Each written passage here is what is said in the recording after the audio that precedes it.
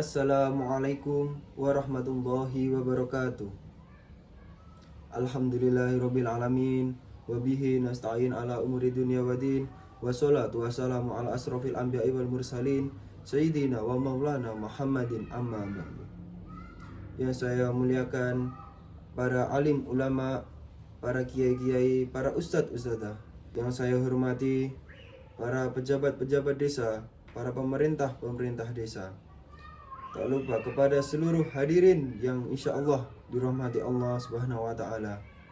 Pertama-tama, marilah kita panjatkan puja dan puji syukur kehadirat Allah Subhanahu wa Ta'ala yang telah memberikan kita rahmat serta hidayahnya, sehingga kita dapat berkumpul di pagi ini dalam keadaan sehat walafiat.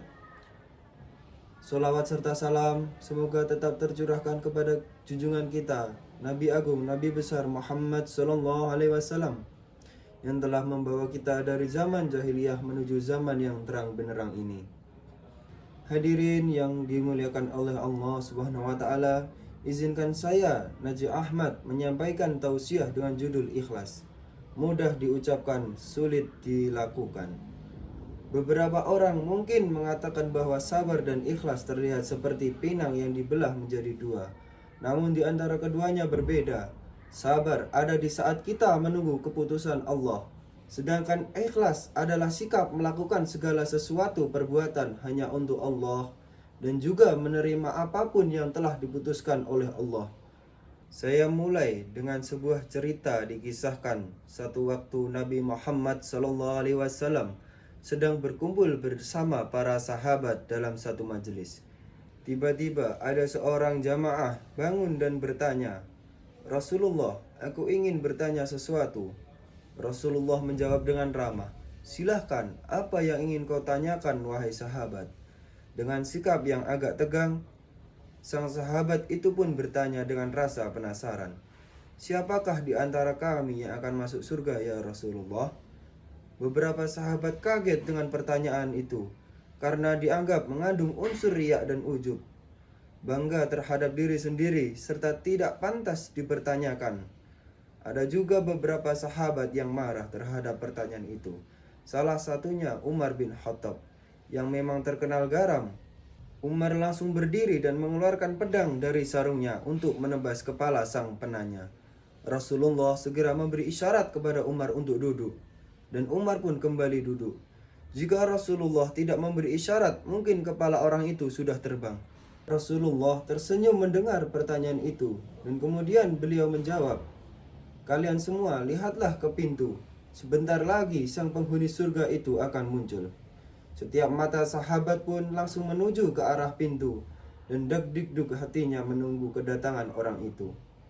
Tidak lama kemudian datanglah seorang pemuda sederhana yang mengucap salam lalu menggabungkan diri ke dalam majelis. Para sahabat bingung apa kehebatan pemuda ini, karena sosok pemuda ini hanya seperti pemuda biasa yang pemalu dan tidak termasuk dari daftar golongan sahabat yang dekat dengan Rasulullah SAW. Mereka dengan sabar menunggu penjelasan dari Rasulullah. Rasulullah memberi alasan, setiap gerak-gerik dan langkah dari pemuda itu hanya ikhlas, semata-mata mengharapkan keridhaan Allah. Itulah yang membuat Allah suka dan ridho kepadanya. Para sahabat kaget dan tersentak karena banyak yang merasa bahwa segala amal perbuatannya selama ini terkadang tidak semata-mata hanya Allah, namun diniatkan untuk hal lainnya. Itulah ikhlas. Allah Subhanahu wa Ta'ala berfirman dalam Quran surah Al-An'am ayat 162, Bismillahirrahmanirrahim. Qul inna salati wa nusuki wa mahyaya wa mamati lillahi rabbil alamin la syarika lah wa bidzalika umirtu wa ana awwalul muslimin.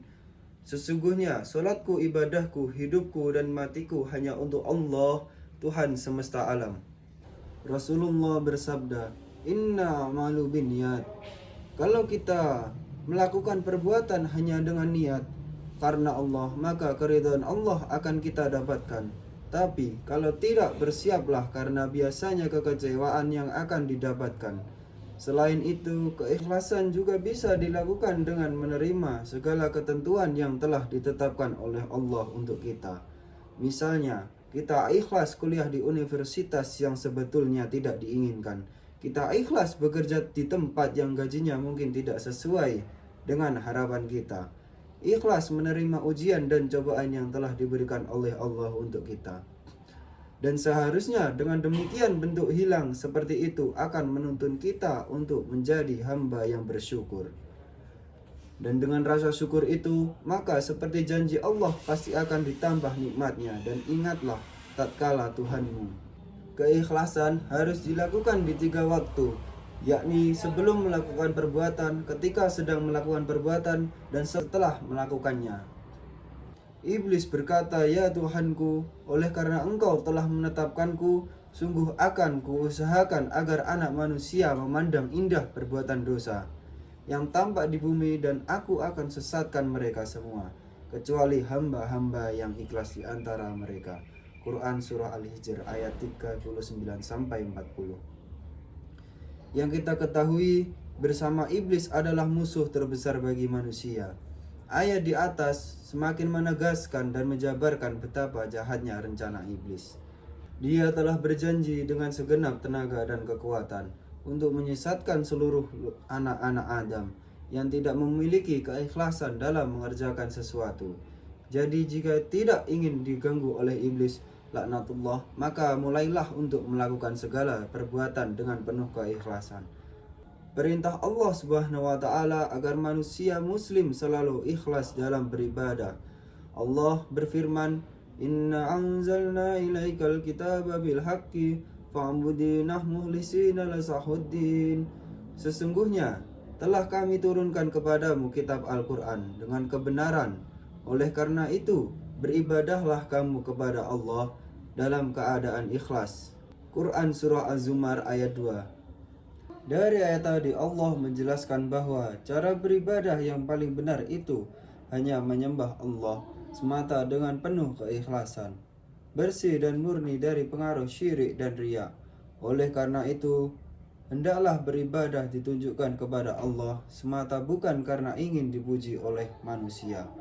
Melakukan segala sesuatu dengan penuh keikhlasan memang bukan sesuatu hal yang mudah, seperti judul tausiah ini.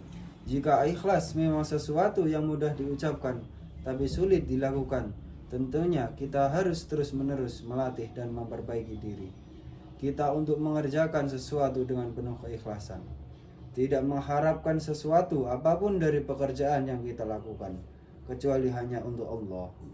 Hadirin yang dimuliakan Allah, hidup dan bergeraknya jasad adalah dengan ruh, maka ruh dari segala amal dan ikhlas tanpa keikhlasan, amal kita akan menjadi hamba sebagai contoh Al-Kulaini yang diberikan untuk membangun sebuah perusahaan, tapi hanya berumur setumpuk jagung dan belum sempat mengucapkan untung, namun semua sirna dan hancur.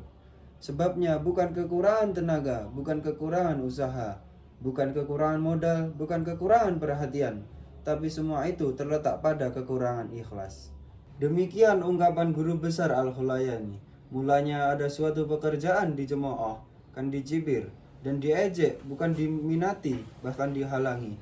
Namun karena digerakkan dengan keikhlasan, akhirnya yang jauh menjadi dekat, yang tinggi menjadi rendah.